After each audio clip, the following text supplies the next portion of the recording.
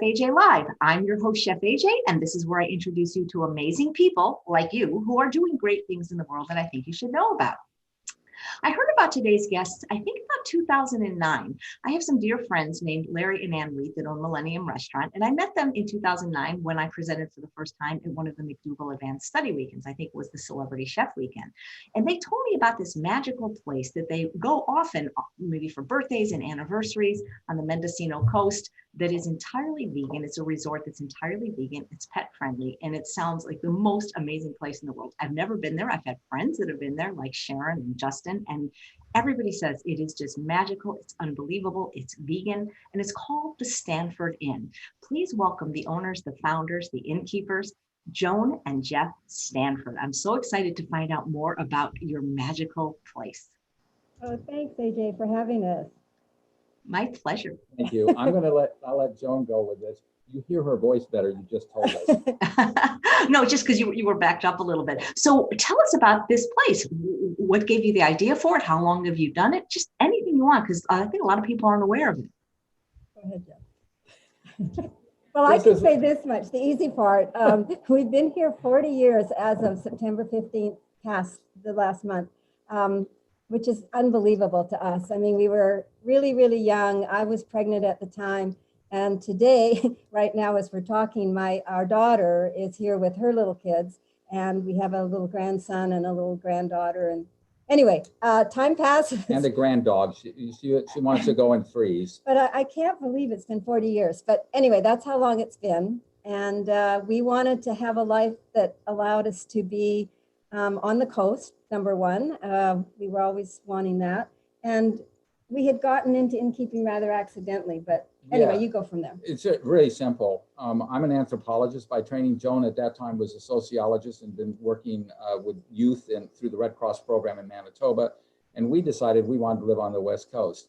Well, try to get jobs in those fields where everybody else wants to live in the middle 70s. So we took a job running a tiny inn, 9 rooms. At the time I expanded it to 10, in Carmel, which is like an ideal spot. And it was a good spot for kids then. And we were kids, and we were 29 and Joan was 27, because the place was full of hippies and it was a fun place to be. I don't know that it's the same anymore, but we moved here when a partnership that we later got into went south, and we came up here with the idea of integrating our life so that where you live and where you worship, where you work, all are one place, like the small family farm. And that's what guided us, was that vision, to have something like a small family farm. And instead of animals, which suits us today particularly well, we decided to take care of visitors. Well, was it always vegan, and were you guys always vegan? Tell us your story about this. No, we weren't vegan. We were certainly not vegan. I cooked as a hobby, just particularly when I was in grad school and Joan was working, I took up cooking just to have something to do to get away from writing, and not vegan at all. But in 1985, so that was 5 years after we got here, I became vegan when I realized I wouldn't kill a chicken. Vegetarian. Well, I didn't know. I did not want to harm animals. I had a discussion with Gene Bauer about this, and vegan is the attitude that you don't want to harm animals to eat or in any other way, which was my ethos at that time. I didn't know about eggs and dairy. So to us, that distinction is really important, or at least to me, because if you've got somebody that understands that they made a choice not to eat meat because of what it does to animals, obviously it kills them and there's torture and all that involved, you've got them. If they're eating dairy, you can say, well, the dairy industry really underlies the meat industry, and this is how. And then you can talk to them about what happens to male chickens in a hatchery. You've got them. They will listen and they make changes. Vegan is different than vegetarian. Vegetarian is often about just eating a little bit better so that you live longer. Nice. But the inn wasn't always vegan, correct? No, it didn't have a restaurant. When we first came, it was just a small, 25 room inn. 23 rooms. And it didn't have really even, to make it work financially, we actually lived in a unit and built an office out in front of the unit. And so it had a continental breakfast, a very basic continental breakfast. But it was good. It was good. We found great coffee cakes up in Fort Bragg made in a brick oven. They made specially for us. But it was we did that until what year, 88 or something. 80. And then we expanded the breakfast. Jeff cooked frittatas because we'd moved away from that unit into the barn where we currently live. And he could cook like real cooked items for breakfast because we just had a tiny little, like a motel type kitchen when we first started, you know, under the counter type stuff. So it didn't have any food service at all except that little breakfast. It was always vegetarian. It was always vegetarian. And then it became and the restaurant opened vegetarian, and then that was 90. What was that? 96. 96. And when I read the Humane Society of the United States declared that Clover Stornetta Dairy, which is just south of us in Point Arena, and it's organic, was the most humane dairy in the world, or in the United States. Sorry about that. I went to their website and they said, we cannot operate in a humane way, and this is why. And I immediately became vegan. And we turned the restaurant, it took a while, but we turned the restaurant into being vegan as quickly as I could. First, changing all the recipe. I write most of the recipes these days. And then too, I would at least approve them if I didn't write them. And we changed the recipes to vegan, and then we eliminated milk and eggs that became optional for guests at extra cost as soon as we could. I didn't like the cognitive dissonance, not just changing radically at the time that I learned that. And I didn't even know about what went on with hatcheries. And I learned virtually the same day. I decided I better look it up and see what was going on.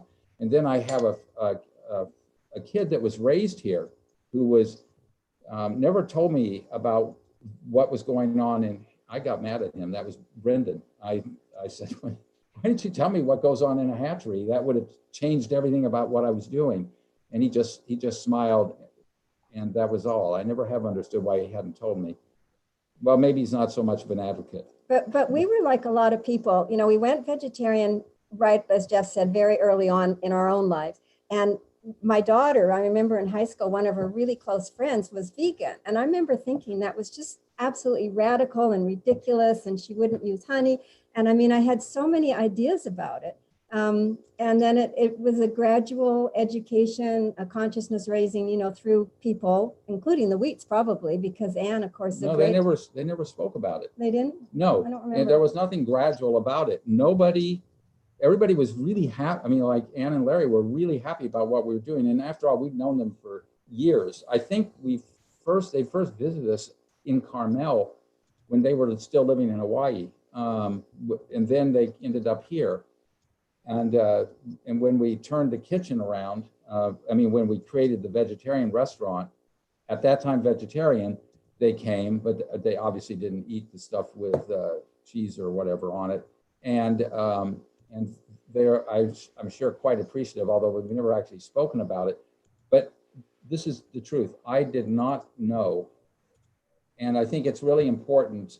One of my missions is to go out there and tell people that tell me they're vegetarian, why I'm not vegetarian, I'm vegan. That's a different thing. And that's, after all, why the Vegan Society was formed in England just about the time I was born. And they took the first part of vegan and the first part of vegetarian and the last part of it. So they got the word vegan to describe the difference, to denote somebody that does not harm animals for any purpose unless absolutely necessary. That's actually how they phrase it. I don't know why it'd be necessary to harm an animal. I'm not for animal testing either. I like what Neil Barnard is doing. Well, you know, the title of this broadcast is A Vegan Destination Rooted in Compassion, Sustainability, and Wellness. So how does the Stanford Inn do those three tenets? Okay, I'm not doing John. Okay, I think he wants me to have some airspace here, but I defer to Jeff a lot because he's so passionate about this, and I'm more, you know, I like people to come to it, but he's really so well informed, and he does a really great job when he's talking about it. But the wellness came actually, again, the whole thing kind of evolved organically because when it was just the smaller inn without a restaurant or anything, and we expanded, as Jeff said, in 95, 96, we had people come to us with different interests. Like we had a person that wanted to do massage, for example, and so she did in-room massage. We had another person that wanted a place to do yoga, and she had been doing it, I think, in the foyer of the art center, and there was some problem there, or she couldn't do it anymore, and she did it around the apron on our pool. We have a lovely pool enclosed in a greenhouse, and the apron, around it was broad enough or wide enough so people could do their poses on their mats there. So she started doing a yoga program here. Those were just accidental things. And then the boat dock, we had the boat dock that required that early on. Yeah, I'm sorry. I just want to put this in sequence very quickly. We did start with boats and specially made boats and bikes in the 80s. And Joan wanted to add blades and boards. And we did add blades and boards, but we have really unique redwood outrigger canoes that we started acquiring in the 80s, having made just east of here in Potter Valley, Mendocino County. Yeah, but then it went. Then these other people came in, and that's the gardening.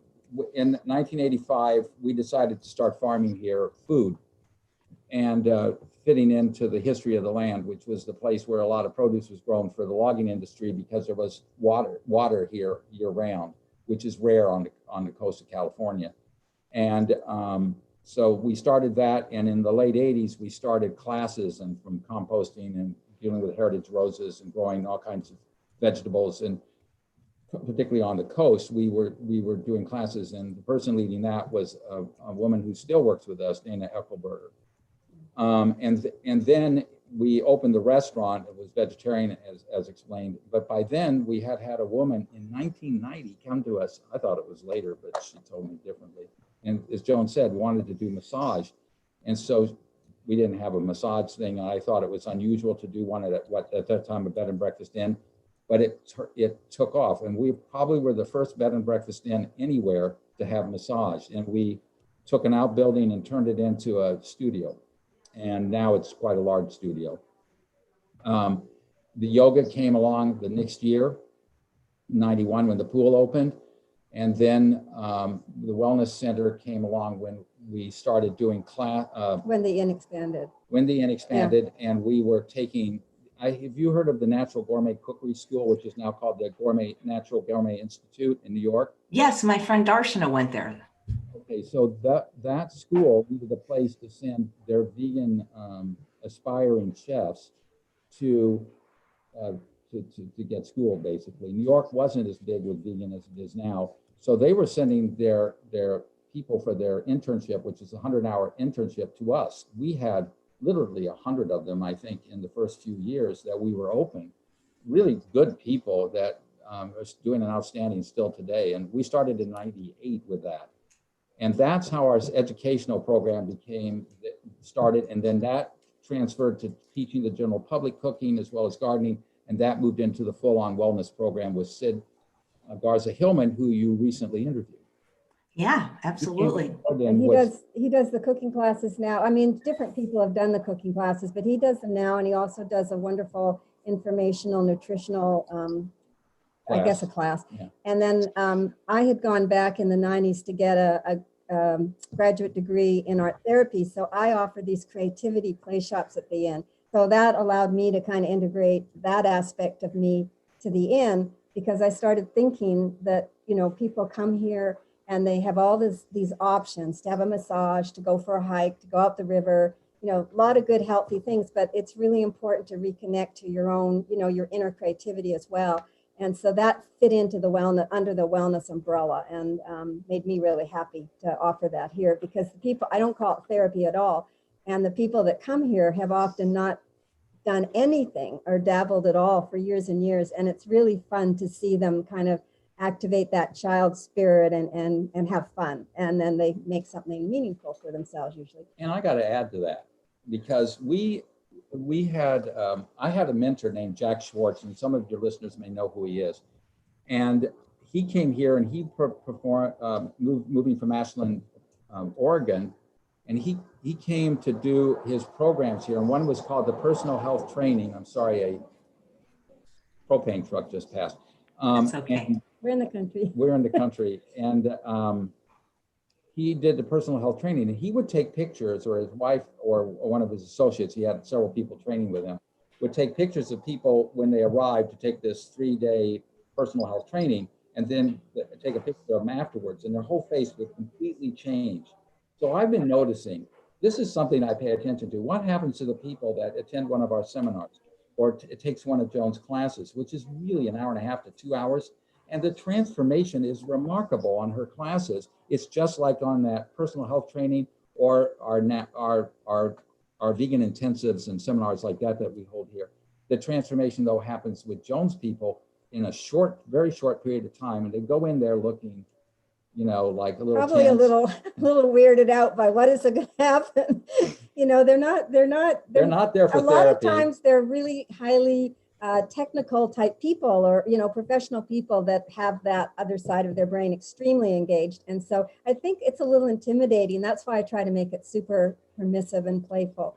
But Jeff's right. But I do think it's because when we do something creative, just to express something, without being really focused on it being something fabulous or a product that we can share, there's this child, this natural child comes alive. And so of course you're going to look younger and more open because you're in that other place. That's my theory anyway, because Jeff's mentioned it many times. And my experience is the child doesn't come alive, you come alive. Well, you're the, yeah, of course. And so when you analyze it, so you're in it, so you're not thinking about your inner child or anything. No. So that's a descriptive term to explain to someone what might be happening, but they come alive in it. I don't watch the classes. I mean, she just and it's the same with other things too. You know, you could take a before and after with the massages or the facials, yeah, or SID stuff. I mean, with anything where I think you just get back into your own internal space in your body and you get that rejuvenation happening. And so it's going to be apparent. And that's what we want here, yeah, because it's really the intention of the inn. Yeah, the whole point is that you go home, you're a better person, and you've been awakened to, we don't want vegans here necessarily. We want people that are thinking about their lives and they see what we're doing and they see this is a healthy way to go. And, you know, we're going to have a lot of leisure. Robots are coming and the rest of it. What are you going to do? You know, are you going to just be doing games all the time on these things on a computer here? Or are you going to be engaged in some way? And we've been trying to scale years ago. I began before Dana, who brought a lot of innovation here into their gardens. But before her, we were trying to figure out a way to demonstrate and emulate how to garden, to get outside in maybe in half a wine barrel, some kind of salad garden. Yeah, if you lived in an apartment. Yeah. It's just something to get people in touch with plants. And there was no analysis about this. It actually comes from my experience as an anthropologist, but there was no real, and I had to figure that out later, analysis. It just seemed to me to be good to get your hands dirty. And this is, 35 years ago. And it's a big thing. I think it should become a big thing in our lives so that people become more sensitive to the environment and make better decisions. And we have a lot of people that come out of Silicon Valley and that come out of the business world in San Francisco and the rest of the Bay Area. And we want them to help them make better decisions. And as part of that, we have a field school for environmental leadership and sustainable leadership, actually. And we want those kids, and they come from schools like literally Yale, Beloit College, UC Santa Barbara, Santa Clara University just down south of us, and schools all over the West that come here for that program. We couldn't hold it this year, but we want to inspire them not to become agriculturalists or therapists or anything, but to become a lawyer or a businessman or an entrepreneur so that their decisions are better informed when they're making decisions that affect the environment. We want them sensitized. And we've had some success with that. That's how I look at the Teach for America program. Yeah, we modeled it after that because our daughter had done that. And, when we read about it and learned about it, it was a program that took people from the colleges right after they graduated and had all that wonderful idealism and put them in really hard-hit schools. You probably know about Teach for America. not with the idea that they were all going to become educators or Well, teachers. that was the original idea, but it didn't work. Oh, was way. that, I Yeah. understood that. Anyway, what I read was that what they really wanted was for everybody in other aspects and other professions would have that awareness, that hands-on awareness of what it is to be in the classroom. And they'd always have a better appreciation and maybe make, as Jeff said, their other decisions would have that as an influencing factor. And now it's really about sustainability and climate change. We want that to be really, I mean, I think the young people have it, obviously, but to have that inform what they're doing in the world, whatever aspect of, I mean, whatever line of work they're doing. Everybody that can think and that we can touch in this way, that would help the world, because it's got to be grassroots. Yeah. It's the small decisions. What are you doing with a plastic bag? And look at the waste that we're creating now with COVID-19. Oh, with COVID, it's horrible for us as, you know, because we're doing takeout now, and the packaging and the bags and the, everything. It just drives us crazy. But we've been careful. But here, I'm sorry. We buy sugarcane-based products. The best product. Yeah. But I was going to add on to when Jeff was talking about the gardening thing, the genesis for that is that I think we've all seen that with the sheltering in place. A lot of people have got back into gardening and cooking and canning and much more aware of what they're eating and where it's coming from. So I think that's a really positive thing. And now with the schools being, you know, in the position they're in, I think they're going to take kids outdoors more. I'm hoping they take kids outdoors more and they get a lot more hands-on, and the more that you're in contact. I mean, it's easy for us because we live, you know, we live where we work and we have our own septic system, our own wells. So we're really aware of the whole cycle. Whereas if you're 20 floors up in New York, my son was living there, and there's a garbage chute in the hall, and you know, everything comes under plastic in a store. There's more of a disconnect. So the more we can connect to the sources of our food, I think that's really helpful. Anyway, sorry, that was a big tirade. No, it was good. It was good. How long have you guys been married? A long time. It's not just the sources I mean, we met of our, in what, 72? 72. I never can remember when, I mean, I remember the day. It was a horrible day for her. But, horrible day. No, it was a blizzard, and anyway. That was Winnipeg. Yeah, I'm from Winnipeg, Canada, and I was flying back from England, and you couldn't get a taxi. Anyway, it doesn't matter. Jeff was picking up a person that I had met on the plane, and so he gave me a ride home. The classic story, I left a glove in his car. No. Mitten or something. It was the glove, I think, was actually Whatever. in the. It was a long time ago, and yeah, it's been a long time. Wow. So a lot of people that are watching have been there, and they love that it's not just pet friendly, but that you actually give the dogs biscuits. Are there any rules and regulations on what kind of dog, how big, how many? Tell us a little bit about that, because that is going to be a draw for a lot of people, I'm sure. No restrictions. And we have had a lot sometimes. So I try to make sure there's no more than 3, but a lot of people have 2 dogs. We've really noticed that. And we make our own sweet potato dog treats. Treats. It's sweet potato jerky is what it is. Yeah, they're dried and anyway, and some dogs really like them, some dogs don't, but most dogs really like them. They're given to the guests along with some other, you know, the bowls and things that we put in the room. No, and really, I wanted to say this because I don't want to come off that we're some sort of a cult or, you know, we're this place. I mean, we're basically just an inn. We're actually we have white hair. We're actually a 4-diamond inn, and the real thing, you know, is that we want to provide a wonderful experience for our guests.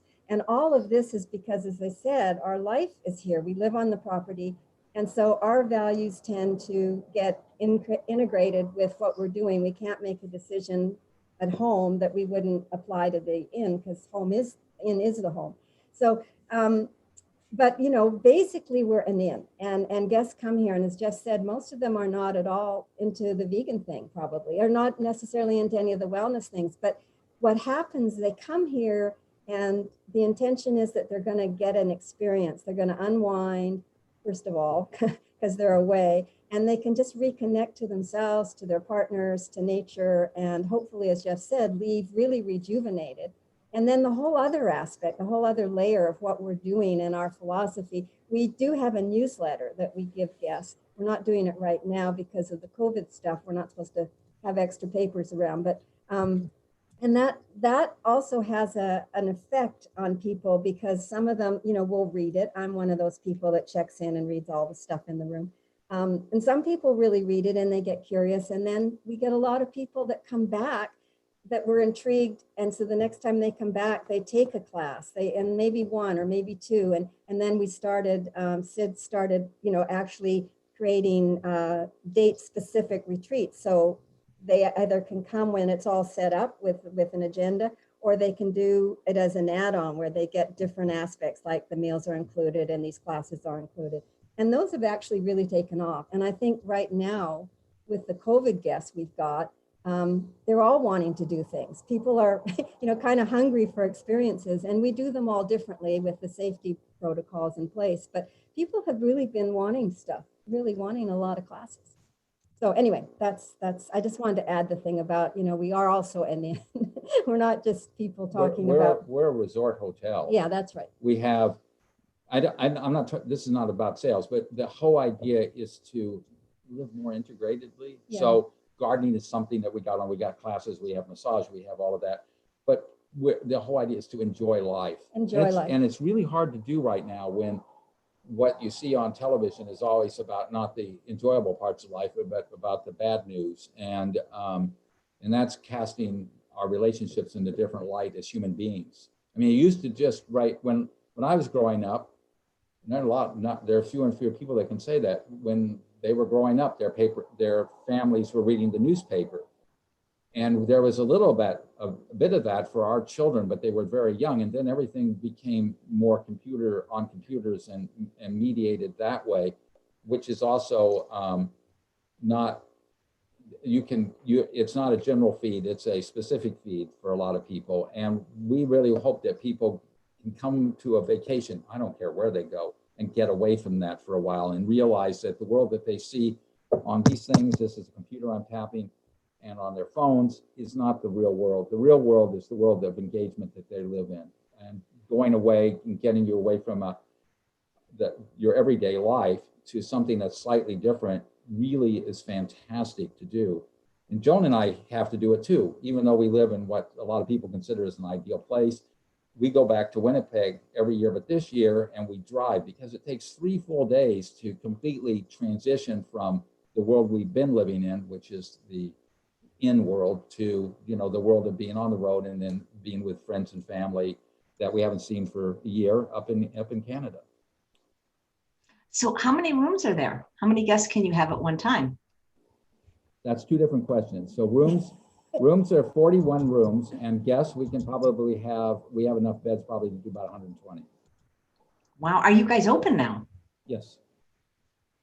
Nice. But not fully. Right now, we had a fire in an exhaust fan, which was a fan that had an overload protection on it, and it didn't work. And that fan started a fire in the bathroom off our laundry, and that started the laundry on fire, that started the kitchen on fire above it.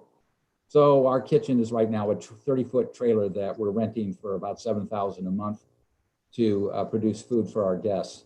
So we restrict our menu so that only 2 people will be in there at a time to maintain social distancing. But our kitchen will be reopening hopefully in about 4 to 6 weeks. Yes, right. We're moving forward with getting it cleaned up. Are the dogs allowed everywhere, or must they be on leash? Tell us a little bit more about your pet policy. Under your control, preferably on leash, but some dogs are really good, like Murphy. Murphy, our dog, was the in dog. She always was there, and she did not have to be on a leash. And there are other dogs that can be like that. Usually people don't have time to train them that well. Right now, we have no such dog in our family. But generally on a leash, they can go everywhere but the pool, because they have been known to jump into the pool and then their hair clogs the sand filters on it. And the massage studio. The massage studio. They didn't let them in there. They don't let them in there. Well, we don't let them in there, just simply because of dog hair and possible people with allergies. And otherwise, they can be every place except in the restaurant, which is a separate license than a bed and breakfast inn that we have for the rest of the building, so they can be in the lobby. So we serve food in our lobby. Dinner, actually, it looks like a dining room. There's been so many people that bring dogs that we turned it more into a dining room, but it's still the lobby, and dogs are in that part, and people without dogs can be in the dining room. I'd rather be in the room where the dogs are. A lot better than children sometimes. Oh, I agree. So speaking of the dining room, there's a question from John who says he is a heart patient of Dr. Esselstyn's and he's on a very strict program for reversing his heart disease. He can't have oil or sugar or salt or flour. Can you accommodate him? Not only can we accommodate him, when somebody came to us and it was talking about compliant diets, that term is familiar with some of your listeners, no oil, salt, or sugar. And I'd never heard the term before. And it struck a chord. When I was in my first class and only class as an undergraduate in anthropology, and I switched as a graduate student, I've always been a little late. In any case, the professor, who was an Italian guy, Marco Bicchieri, came out and said, we really don't understand early man. Early man came to a place, and I will say today, like Hawaii, there was food everywhere. They weren't club-wielding Neanderthals or Homo erectus or something like that. The Homo erectus were plant pickers and diggers and eating a vast amount of food that was almost freely given. It was just everywhere. They lived in the earliest men lived in a Rift Valley that had a climate most likely like Hawaii year-round, grew everything. And the people that weren't successful, and this is the picture that I got, and there's tons of evidence, people are writing about this now, the people that weren't successful as populations grew, and they weren't necessarily what we call people now, were pushed out, and they were the ones forced to eat animals because where they were pushed to, the land was more marginal and the climate and the environment didn't produce the food plants that were produced in that Rift Valley. So eating meat was a question, was something that somebody had to do because they weren't living in the ideal place that they couldn't live in because they got pushed out. And if you think about it, northern people grew up along the margins of glaciers, and there were only animals to eat there. And they were pushed there by people that were able to hold on to lands that were much more generous, or as that Italian called it, precocious. They with lots of plants and edibles to eat. So those people, us, had to develop technology, the technology of war in particular, and bows and arrows, and eventually gunpowder and all that, to gain the food and to take over the lands that we wanted to take over, to feed our populations. And being vegan is the most natural thing to do. I believe all our ancestors arrived that way. Early predecessors, I should say, because they weren't human as we know them now. The microbiome that we live with, the soil bacteria, we evolved with them as well. It demonstrates to us that plants are the way to go.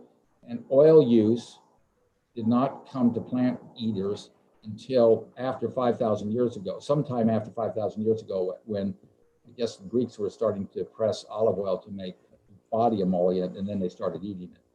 So we have many things on our recipe that are oil-free, very low or no added sodium at all. And those things are not treats, so therefore there's no sugar at all, or other ersatz sugars like agave or honey or something. Of course, we don't use honey at all. That's not vegan. Nice. Long answer. I'm sorry about that. If I put anybody to sleep, thank me. It's hard to sleep these days. Did you raise your children vegan or vegetarian, and did they remain that way if they were? Yes, we did not. We raised them as we were. We had a little difficulty with one of them. I won't identify that person now. And eventually I said, I'm not cooking this stuff anymore at a holiday. That was in the early 90s. And yes, they're vegan now, and they've been vegan for a long time. Kate was vegan right along with us, and our son has been vegan. I don't even know how long, but for a long time. Yeah, nice. Because if we feed our guests that, we better be feeding our families that.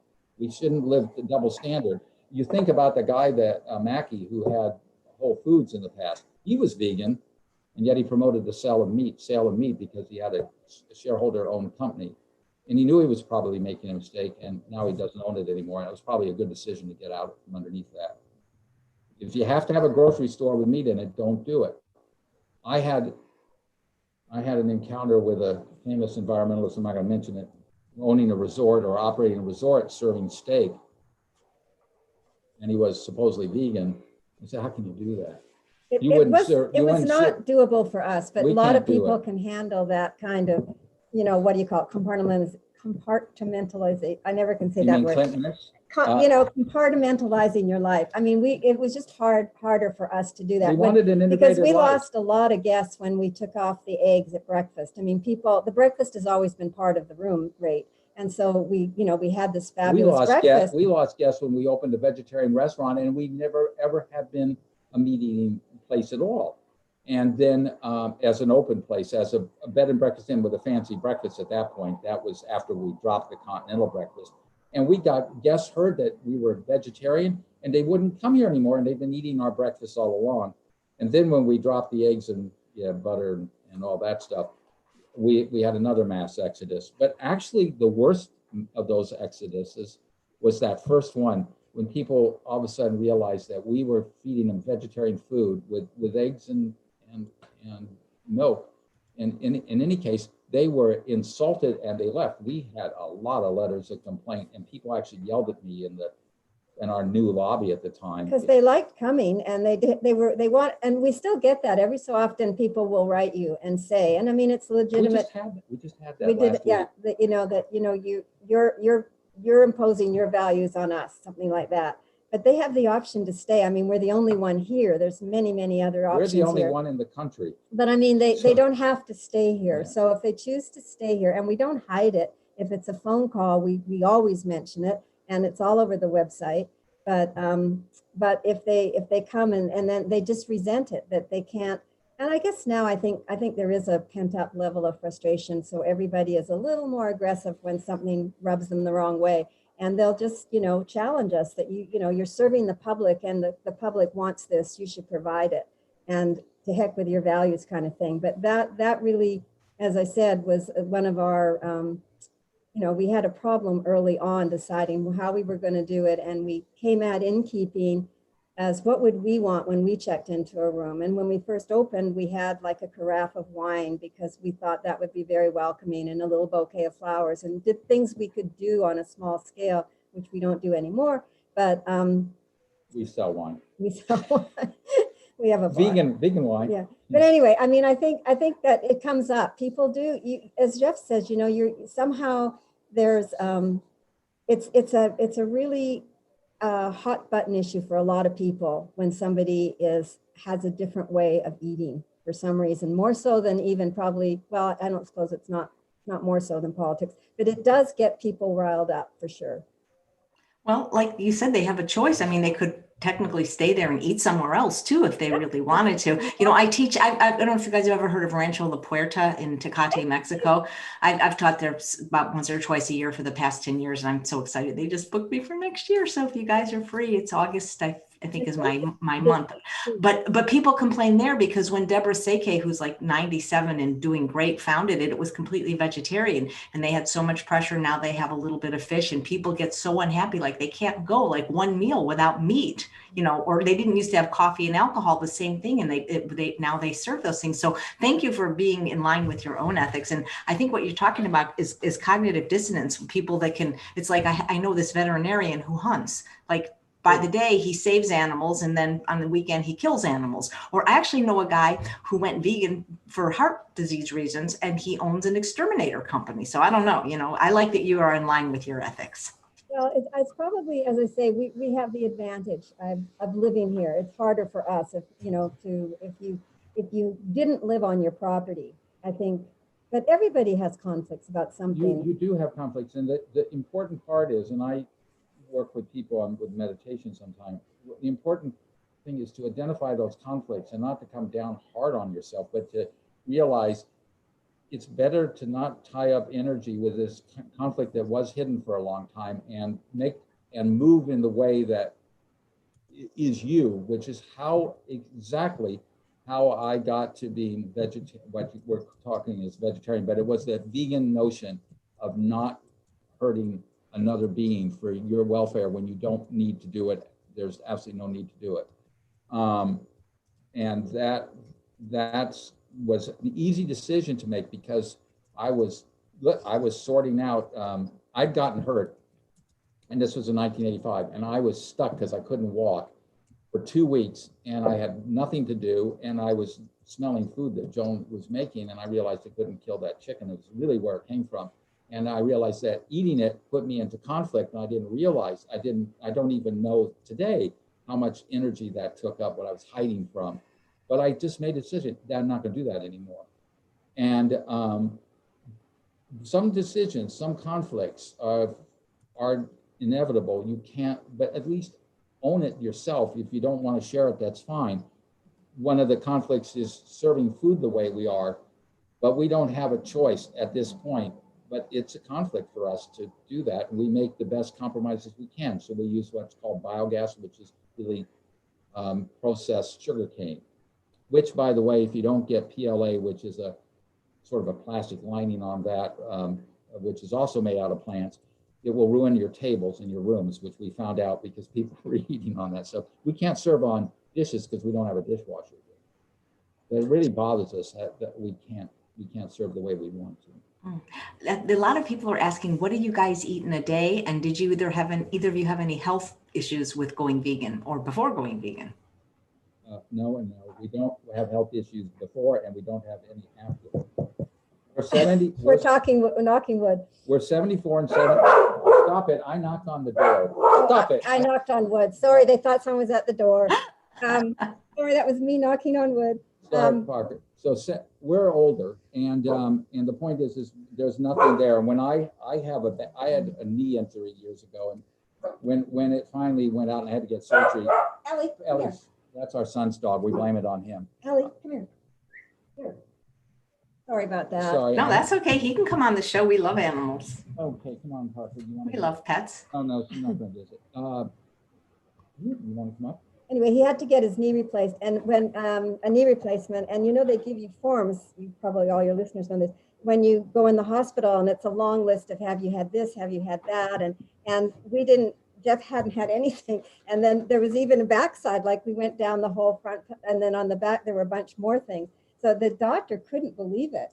And I recently had something too, and it was the same thing where she listed what medications I was on and all this stuff, and I wasn't on anything. But to answer what we eat, we both have oatmeal in the morning with berries. Lots of berries. Lots of berries. I drink tea, Jeff drinks tea, and then also coffee, but I don't drink coffee. For lunch, we have different things. We have salads, well, of course, we can get food from the restaurant. An adobo tostada, which is made with, which is my favorite thing right now, which is walnut and cauliflower with adobo spices and on a tostada with lots of salad. So it's basically a salad on top of it, and of course salsa and some avocado. And then dinner is I make dinner, and we have a garden here. Like when we were sheltering, it was wonderful because we didn't have any. Well, we had minimal staff, but we did have a couple of gardeners, and they would bring us greens. And we were so aware of keeping our immune system bolstered and not being too stressed. And it was stressful. Just the whole concept of the inn being closed for the first time, but we were cooking lots of greens and rice and beans. We still cook that. That's basically, I could live on rice and beans and greens. We make enchiladas. We made lasagna with eggplant and or zucchini. We didn't use noodles. We try to use all plant-based for that stuff. No oil. I don't cook with oil. I haven't cooked with oil for years. That was an early part of this conversation when I realized they weren't cooking with oil or animal fats or anything like that 1,800,000 years ago, but they were using fire. That's what caused the brain to grow, which releases the nutrients in a lot of plants. But that's how we ate. And we ate that way for the 3 months we were closed, and then the produce stopped coming in. We have to go buy it now or get it from the garden, collect it from the garden. But it's a process because that stuff is supposed to be used in the restaurant. And the food bank. They were also during the sheltering time. They were harvesting, and anyone on staff not working. I mean, they weren't here, but they could come one day a week. Or 2 days a week, maybe he would have a harvest, and people could come and take the produce, and then anything else went to the food bank. But now our walk. But now, now we're back into, yeah, we order in a fair bit too. From the restaurant. But Jeff loves to cook. I've never been that crazy about cooking, but luckily he loves to cook. Well, I like to cook because I like to experiment. But Yeah. once the experiment's over, I'm not really I big do on, bake. I like to bake. I don't like cooking again. I mean, like I like to play with cooking, but I don't want to be a cook or the family cook. So we order in. It's a good way to go. Well, people are commenting on how nice your skin looks, and they're wanting to know if you'll tell them how old you are. Yeah, I'm 96 and Joan is 92. That's right. No, I'm 72 and Jeff's 74. Yeah, no. And it may look better on the screen. I'm at the stage where I look, and I'm so aware, like, my, how they don't want to know. They don't want to. Your skin gets thinner, and I get all these little marks on my hands. I mean, I'm very aware of my skin changing. The dogs play with her, and you get little bruises. Hey, I'm only 60 and I get those too. I get bang and it's like, wow, it's crazy. Yeah. Deborah's asking about your gardening classes, if you could talk about that. And with your art classes, I actually watched a few of them on YouTube. They were great. Oh, was that the ones I just did recently on? I enjoyed them. I love arts and crafts. To do some more because they actually get silly. The gardening classes, they depend. Right now, the focus on our gardening classes is on small scale farming, how to grow soil and how to grow. Boy, it really would help if we had any idea as to what kind of gardening classes they're talking about, because we have a huge gardening program. They can go to growbiointensive.com and they will see what we participate in. This is the major site now for John Jevons' small scale farming program. He wrote a book in 1972, I think it was, called How to Grow More Vegetables on Less Land and with Less Water Than You Ever Thought Possible.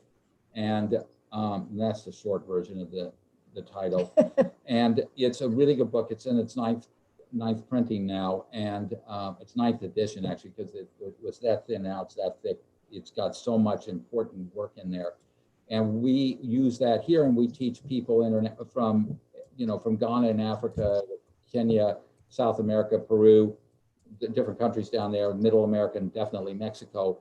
They come up here or over here to learn how to do the kind of farming that we're talking about. Then they go back and they literally train thousands of other people that become trainers and train thousands of other people in their countries on how to do small scale farming to relieve poverty in those nations, and to also provide really to really improve health. And I think Joan and I think the important thing here is that Joan and I are healthy, but we're not healthy by going to a certain diet or doing anything except figuring out that eating whole plants was the best way to go. And that's what we've been doing for a long time. And we also, when we were just vegetarian, we weren't eating cheese and a whole bunch of that stuff. We were calling ourselves vegetarian, but still eating predominantly whole foods. I don't even like Beyond Burger, but I like Amy's, black bean burger, for example, because Beyond Burger tastes like meat. And your taste does change for sure. And that oily stuff, which they use coconut oil, and I forgot what Impossible Burger uses to make the juice, but it tastes like oil. It's, one of the things that happen as a vegan is that your taste becomes so much more sensitive, so much more refined. You might as well you're becoming to food just on a personal basis as much as a wine expert, a sommelier is about wine.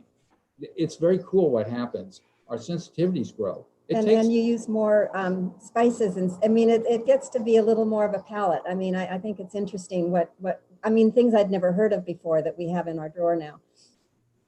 I think she's looking. Dina wants to know if you guys eat nuts, seeds, and tofu. Yes. Yes. Nice. Don't have any issues with tofu. The fiber has been removed. That's an issue, but we eat plenty of fiber and I would eat more nuts and seeds if I could, but you can only have. You're not supposed to have too many. Well, the thing is, I love them. The thing is that you eat a handful a day is really sufficient, and we eat them. But we personally don't make cheese out of them. but we do up at the end. We make cashew cheese, and we can make stuff, walnut pâtés and stuff like that. Do you guys exercise a lot? No. Not as much as we should. we have very good intentions, and we walk, and I have a bike, which I try to do a minimum every day, something every day. I'm a big, Sid, I know you had on the show, and Sid has a small steps program. And one of the things that he starts you at the very beginning is, who are you? Like, who's the person? Is it the person that wants to do something, or is it the person? Anyway, he has this sort of process he takes you through. I would like to be the person that exercises much more than I do. I have done yoga, but that's shut down right now, and I love that. I really needed it because I was so inflexible. And you do your workouts just about every day. He does. I do a workout. I aspire to do more. And I have a training bike that I use, a road bike. I do I do resistance training and all of that. I found that it enables me to sleep better. Yet I found that it keeps me flexible, and it's absolutely essential to keep my legs strong, because I didn't have one damaged knee. I just had one damaged knee that was more damaged than the other. So I don't want to do another surgery or anything like that. And all those exercises strengthen the muscles to support the knee, which is, not got a lot of cartilage in it, the one that hasn't been repaired. So yes, we exercise, but it's a wish to do more, but it's not something that overrides me, and I don't think Joan at all. We just continue to do what we can do, and we don't obsess on it. I think that's the biggest problem. To get stress about exercise, which is supposed to remove stress, has got to be idiotic. Angela says your website is gorgeous. The place looks like paradise. And Susan says she wants to be you guys when you grow up. Good. So what is the secret to a long, healthy life and a long, happy marriage like you both seem to have enjoyed? It's anger. I have a lot of anger in me, and I'm always working on it. I think that's the thing. I think you keep working with yourself as a project, and you keep understanding and engaging. You don't reach a plateau or something. You don't ever achieve it. You don't even know what a plateau is. You just keep going. You get something done, and you look what needs to be done next. I really think that's important. I just had this conversation with a group of innkeepers from around the country last Thursday, and they were talking about that. And they're talking about where they are in their business and all that. And I was like completely different. And considering that I'm probably the oldest in that group, it's kind of sad that these people are leveling it out, or already have leveled it out and not doing so much, diminishing in a way. We just grow and keep going because it's what we've always done. That's what we started with. The concept of aging and all that is a concept that we bring to life. But if you think about how we come to life and what happens and the stages that we move through, again, an anthropologist, there's no reason for that. Absolutely no reason for that. Nice. I just want to add too, we've been really fortunate because we've had wonderful people come here either as guests or people that have ended up becoming key employees here. And when you're involved with people that are really committed to what they're doing, passionate about what they're doing, I'm thinking of Anne and Larry too. When we'd have conversations at dinner, she'd bring out papers and she was always reading and learning, and to have that curiosity and not to feel like it's over or it's slowing down. I mean, you can't deny that certain things are obviously happening and changing, but the mind can stay hopefully, alive and engaged and curious and learning. And when you have people around you that bring that kind of energy, that's one of the things about that field school Jeff mentioned. It really does, because I can get really down about, what's going on in the world and that now we're all fighting with each other and the country, how depressing and this and that. I mean, you can all do that.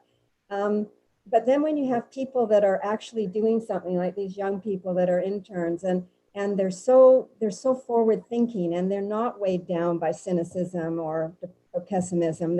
It's a real balance for me. And of course, right now, having the grandkids here, I think when you're around little ones, and that's part of my whole thing with the creativity, when you're around little ones, life is always expanding until you stop it.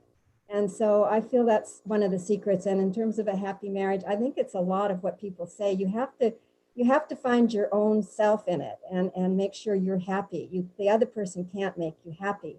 You can be attracted. Joan tried. But you have to find a way to, keep yourself interesting and alive. And so when you get up in the morning, it's not like, oh, there he is. It's kind of like, he's going to tell me something interesting today. And I mean, it's almost always true. And of course, I don't read what he reads, so he could be lying. We've always said this when Jeff tells us a long story. It's like, well, we don't know if that's true or not. We didn't read all that material, but he's always reading a lot of science magazines and things. And so having that in my life keeps me young, I think, just because I'm learning. I'm definitely learning. And I think I have a pretty, I balance some of his intensity by being a little more easygoing. So when he's having a bad time, I try to just give him a lot of space. That's another secret. I don't see her For a anyone lot. who's brave enough to marry someone who has a temper, give them space. Wow. Well, Lisa says you have a wonderful, infectious smile. And Gabriella says, do you guys ever have guest chefs or guest presenters? I'd love to go if Chef AJ was there. Oh, we'd love to. Wouldn't that be great? We've done it once or twice. We have. Generally speaking, you're not precocious, or in a sense, not that way. I didn't actually mean that. Precocious. What I does that didn't mean precocious. I actually meant arrogant. What? I don't think I'm either, but I don't know. No, I hope not. Well, the wrong word came to mind. Maybe that's the wrong word too. No. Some chefs have been arrogant that we've had, like that interior decorator we had. Well, you saw me in Marshall at the Iron Chef. Did I seem arrogant? You were a judge, remember? No, you would be fine. You would be fabulous. You would be fabulous. No, you're not arrogant. You turned yourself upside down on the Tonight Show with Johnny Carson. Remember that? I would love to have you come here. So we're fine with. I'm told I'm pretty easy to work with because, I mean, sometimes I'll get frustrated, like if something doesn't work, but I think I'm pretty easy to work with. That's not it at all. We wait till we have our kitchen. I think right now everybody's frustrated. So we have done that once before and it didn't go well, obviously. And then we have had the writers of cookbooks that had a restaurant or has a restaurant someplace else, and they come and present here at the end for free accommodations or something like that. That didn't go well with me because I actually thought that was a little bit too much arrogance. No, I know you. You would be fantastic. And we have had really interesting people. When the man talked about the man with the heart condition or the healthy heart diet, we had somebody, I forget his name right now, but he came from Chicago, and he just moved to UCSB, and his mother just told me that. No, he's in Carmel. He's at the hospital in Monterey. Oh, that's right. Anyway, Carmel. he came and he gave a talk, like we publicized it, and it was really interesting. He went, he had a regular PowerPoint, but he did it as a free thing for the community. He's excellent. He stayed with us with his family, and then we've had other people like that. And if anybody wants to come with their own little area or their book, I mean, we've had people come and do a book event. It's what makes it interesting for us. We have to continually reinvest in the inn with our own interests, and invent new things, because obviously doing something for 40 years, it can become drudgery if that's not how you approach it. So having new people come to us, people like you, it's wonderful for us. Come up here when we can do it. Yeah, we'd love it. Hopefully this time next year, or perhaps it'll be the beginning of 2022. It's going to be a while. Because we can't do all the classes. We can't do yoga and massage right now, so it's not the same. And the best part about having a guest chef is a presentation by the chef. Yeah. And we do this with wineries when you have winemaker dinners. In a room where there's actually people attending, it's not so good virtual. Yeah, and they can do an exchange, they talk and Well, when I think about that, Rancho La Puerta wouldn't have had me back that many times if I was not easy to get along with, because the people that really decide whether you come back are are the people that work in the kitchen. And, that's, it's the guests too. It's based on what the guests say. But if the people that are supporting you in the kitchen, if you're one of those prima donnas, that's what they say, is that I'm one of the easiest chefs to work with, because I'll tell them to get an ingredient and they don't get it. And I'm like, okay, well, we'll do something else, No, you don't have to sell yourself to us. Yeah, well, thank you. Hey, so speaking of, beautiful places to go, if you guys already live in Paradise, do you ever leave? Like, do you go on vacation? And if so, where would you go? Because I think if I lived where you lived, I would never leave. Canada.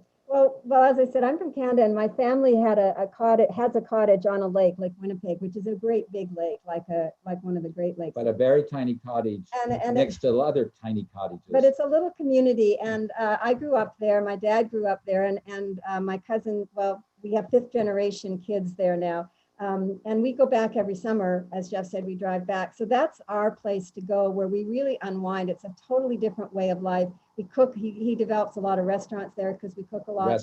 Recipes. Yeah. Not restaurants.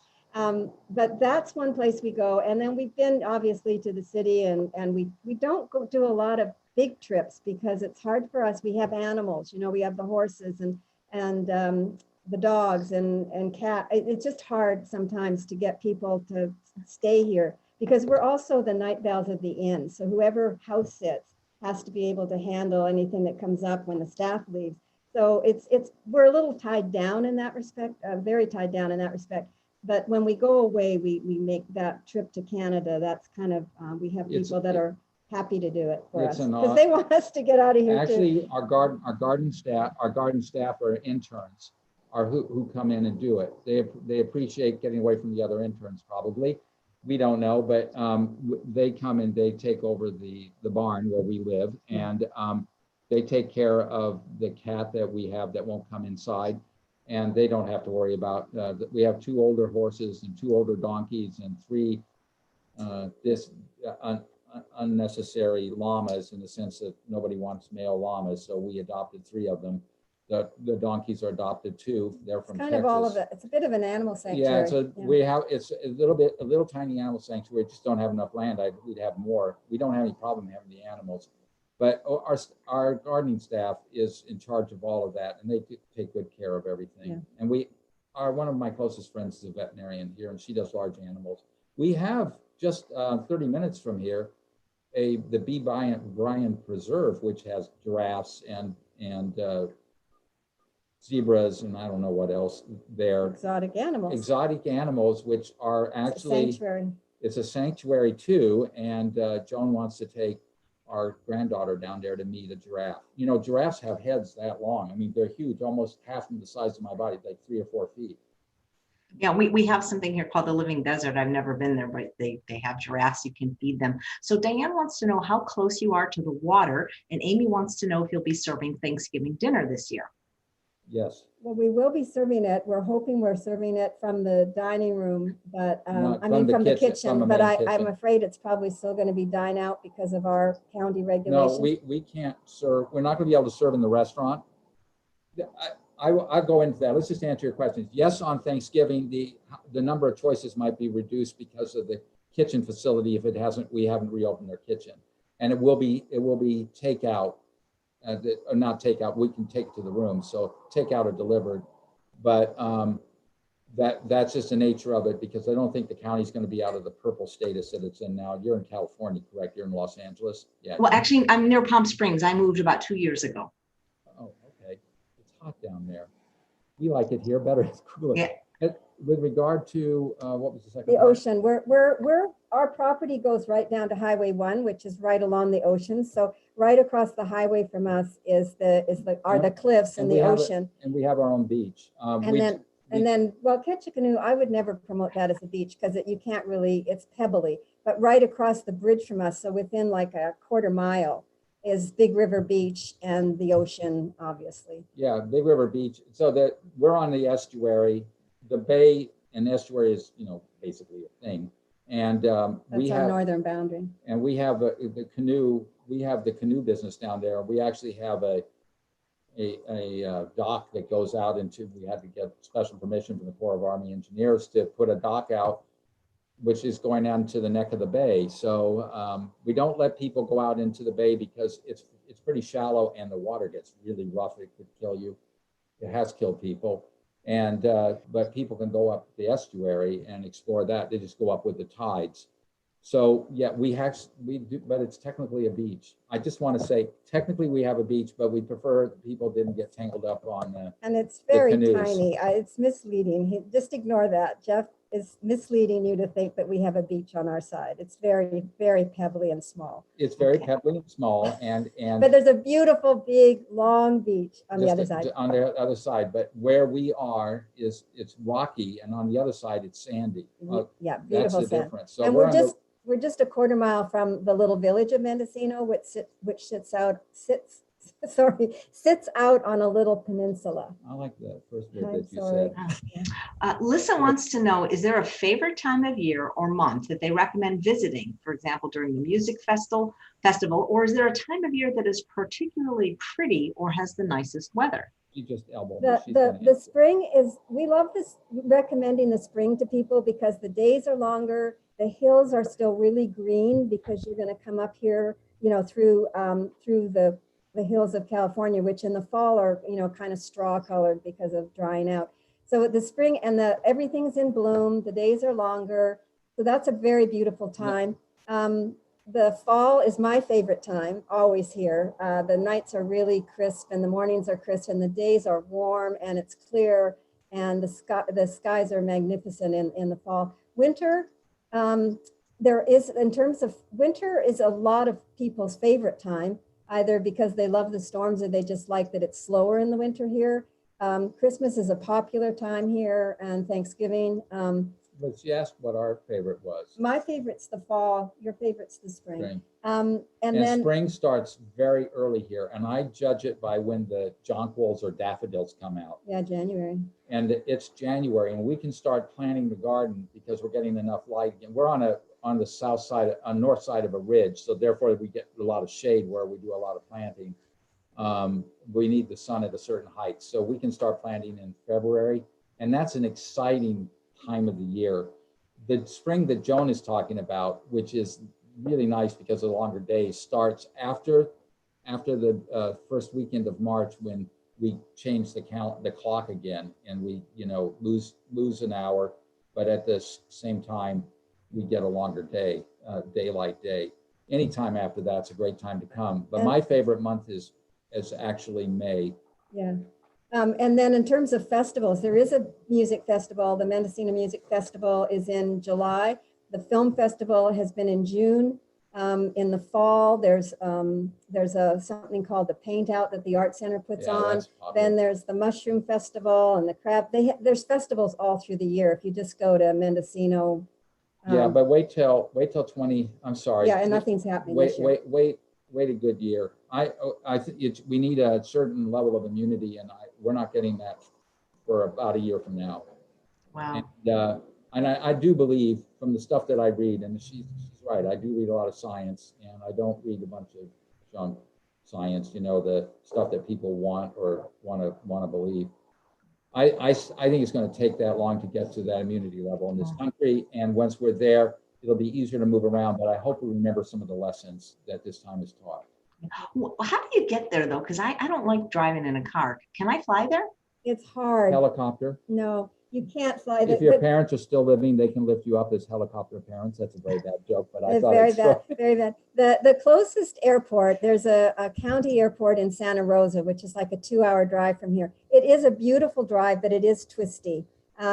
And once you leave 101, you're on a 2-lane, but it's absolutely beautiful. So you can take it at your own speed. You're going through primo wine country. You're going through wine country and then the redwoods and then the ocean. I mean, it's sort of a 3-pronged perfect drive, but it is twisty. And people often say that they would come again if we straightened out that road, but it's also is what has kept Mendocino as lovely as it is. If it had been developed with big freeways or something, it wouldn't be the way it is. Be overdeveloped.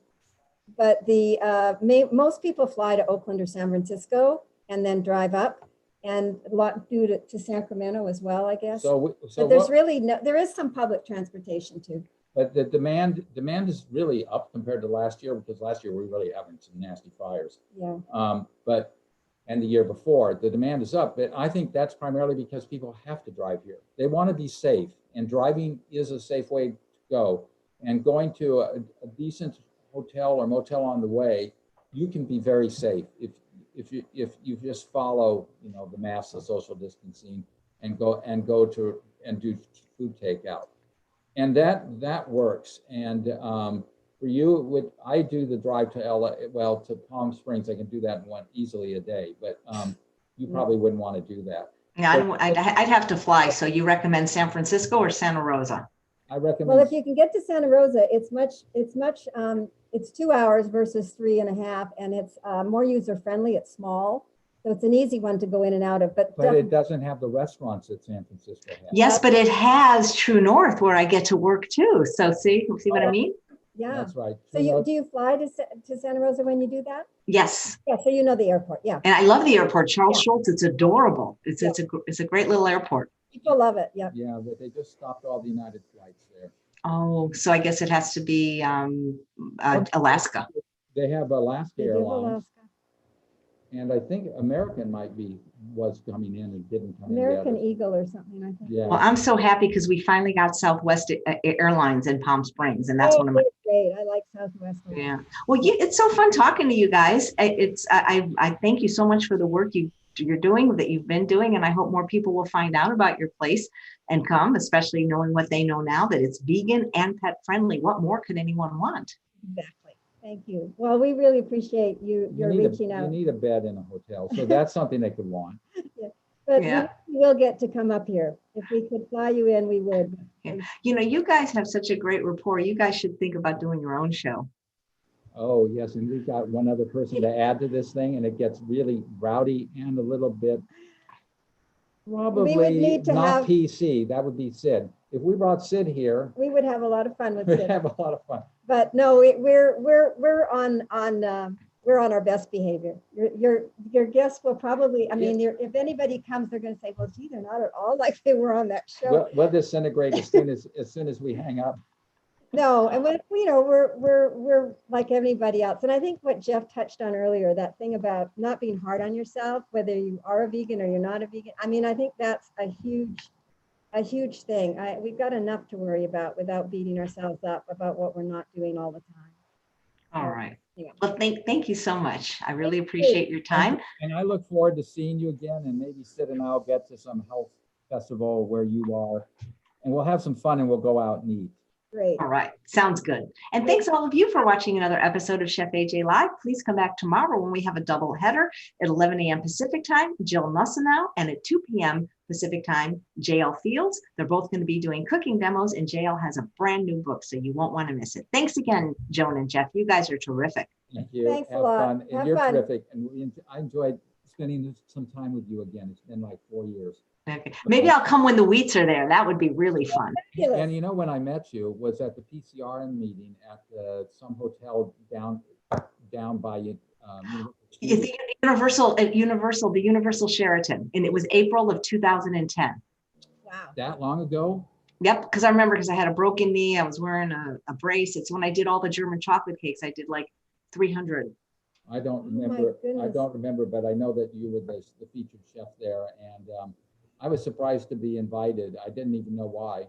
But thanks for all you do They and were having the show. fundraising. I found out what it was. Well, great. All right, guys. Well, gotta go. So I'll talk to you soon. Take care. Take Thanks care. a lot. Bye-bye. Bye.